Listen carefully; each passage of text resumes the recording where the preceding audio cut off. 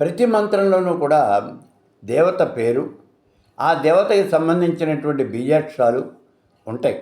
సామాన్యంగా ప్రతి మంత్రంలోనూ కూడా ఆ మంత్రం చెప్తే ఆ మంత్రం ఏ దేవతకి సంబంధించిందో మనం చెప్పేయచ్చు.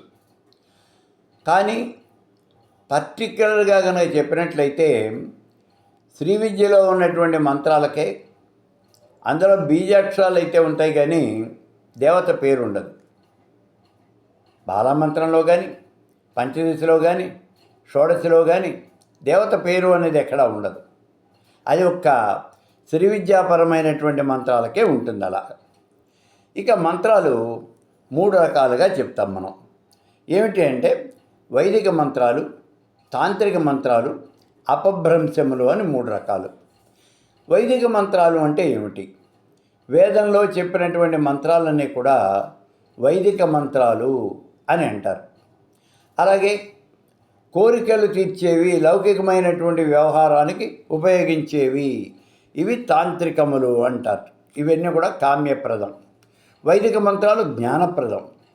మరి అపభ్రంశములు ఇతర భాషలలో హిందీ, తెలుగు, అలాగే పార్సీ, ఉర్దూ, మలయాళం ఇలా వీటిల్లో ఈ భాషల్లో ఉండే ఇతర భాషల్లో ఉండే మంత్రాలని అపభ్రంశములు అంటారు. వైదిక మంత్రాలు ఇవి వేదంలో ఉన్నాయి. నవగ్రహాల మంత్రాలు చూడండి, ఇవన్నీ వేదంలో ఉంటాయి.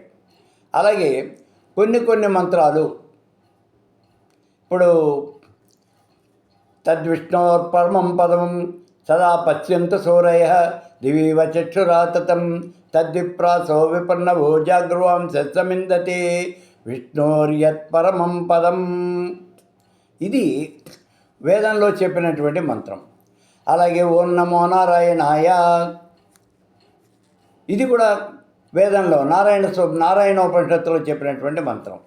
ఇలా కొన్ని మంత్రాలు, క్లీం కృష్ణాయ గోవిందాయ గోపీజన వల్లభాయ, ఇది కూడా గోపాల తాపిని ఉపనిషత్తులో చెప్పినటువంటి మంత్రం. ఇలా అనేక రకాలైన మంత్రాలు. ఇప్పుడు మనకి చండీ మంత్రం, ఇది కూడా ఉపనిషత్తులో చెప్పినటువంటిది.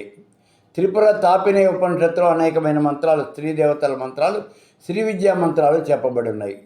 కాబట్టి ఇలా వేదంలో చెప్పిన మంత్రాలు వైదిక మంత్రాలని, అలా కాకుండా ఋషీశ్వరులు చెప్పినవి తాంత్రికాలని, ఈ రెండింటికి సంబంధం లేనటువంటివి ఇతర భాషల్లో ఉన్నటువంటివి అపభ్రంశములు అని చెప్పడం జరుగుతుంది.